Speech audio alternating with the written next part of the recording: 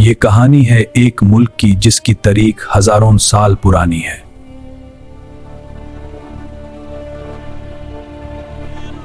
इस मुल्क का नाम है ईरान, जिसे कभी दुनिया पर्शिया के नाम से जानती थी।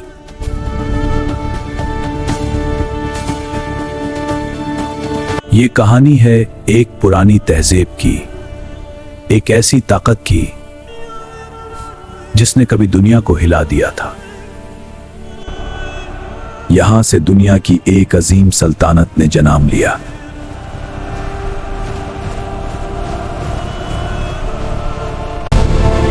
इस सल्तनत का बुनियादी बादशाह था साइरस द ग्रेट।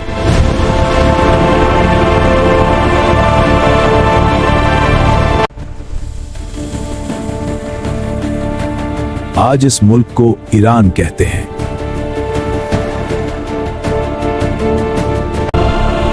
कभी इसे दुनिया पर्शिया के नाम से जानती थी।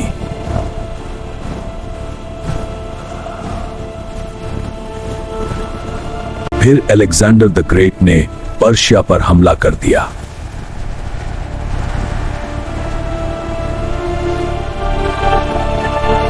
इस जंग ने पर्शियन एम्पायर को हिला दिया।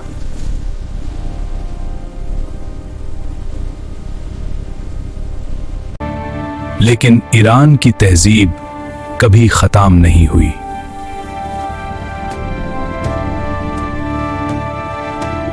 यहां से एक अजीम सल्तनत उभरी जिसे दुनिया पर्शिया के नाम से जानती थी।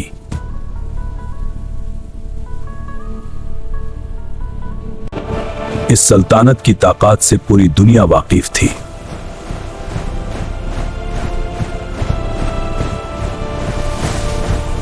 ये सिर्फ जंगों की कहानी नहीं थी, ये तहजीब की कहानी भी थी।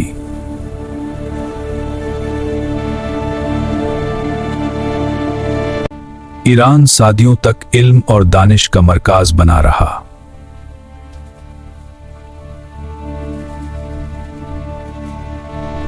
जब सल्तनतें टकराती हैं तो तारीख का रुख बदल जाता है।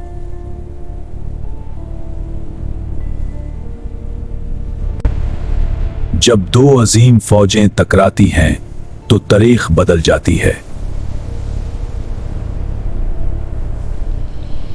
पर्शिया की फौज उस वक्त दुनिया की सबसे ताकतवर फौजों में शुमार होती थी।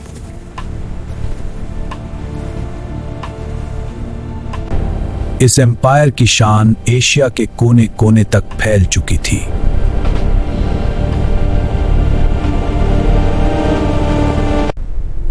लेकिन दूर आफाक से एक नया खतरा उभर रहा था।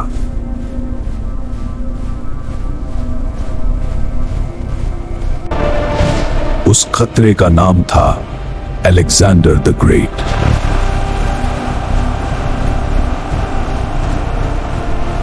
और फिर एक जंग शुरू हुई जो तारीख में हमेशा के लिए लिखी गई।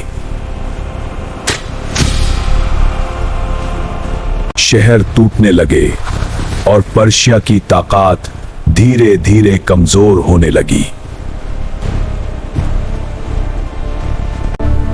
एक वक्त का अजीम एम्पायर अब जवाल की तरफ बढ़ रहा था।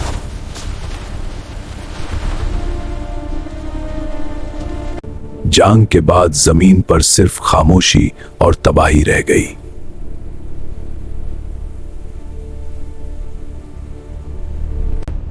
पर्शियन एम्पायर गिर चुका था, लेकिन ईरान की कहानी अभी खत्म नहीं हुई थी।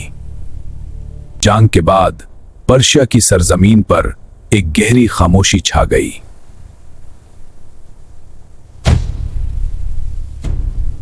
लेकिन वक्त के साथ इस सरजमीन पर नए दौर का आगाज हुआ। ईरान सदियों तक इल्म और कल्चर का मरकज बना रहा।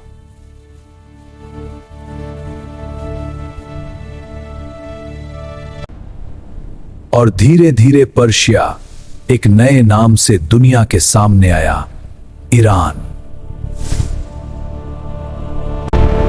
ईरान की कहानी सिर्फ एक मुल्क की कहानी नहीं,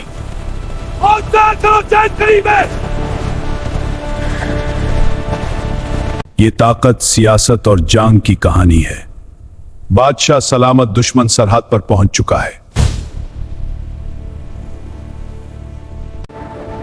ईरान सिर्फ जंग का खेल नहीं, एक बारे कौम की जिंदगी भी है।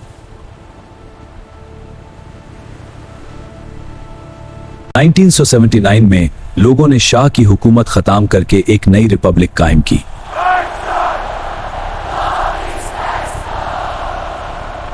खामनी ने ईरान को 1989 से लेकर 2026 तक एंटी वेस्ट और एंटी इजराइल स्टैंस पर चलाया। 2025-26 में यूएस और इजराइल ने एयर स्ट्राइक्स किए और जंग बढ़ती गई।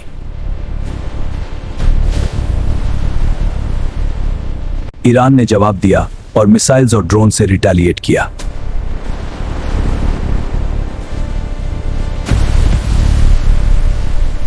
अमदन ईरान के लोग टेंशन और अनसर्टिनिटी में जीते हैं। वॉर उनकी जिंदगी का हिस्सा बन गई है। बेटा सब ठीक हो जाएगा। जंग और सियासत के बीच ईरान के आम लोग अपनी जिंदगी जीने की कोशिश करते हैं।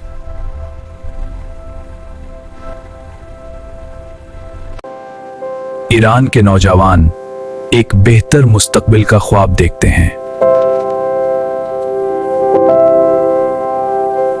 दुनिया के कुछ मुल्क ईरान को एक बढ़ती हुई मिलिट्री ताकत समझते हैं।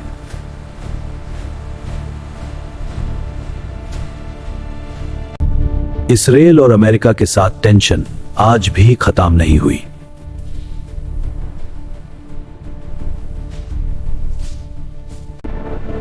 क्या फ्यूचर में एक और बारी जंग होगी या अमान का रास्ता निकलेगा?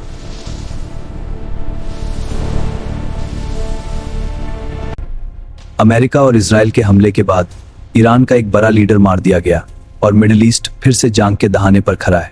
इल्जाम यूनाइटेड स्टेट्स और इजराइल पर लग रहा है।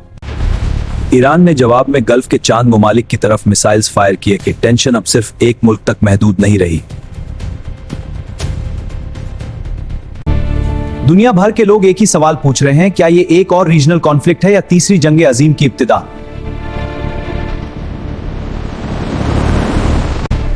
अब सवाल यह है, क्या इंसानियत फिर एक बारी जंग की तरफ बढ़ रही है या अब भी अमान का कोई रास्ता बाकी है?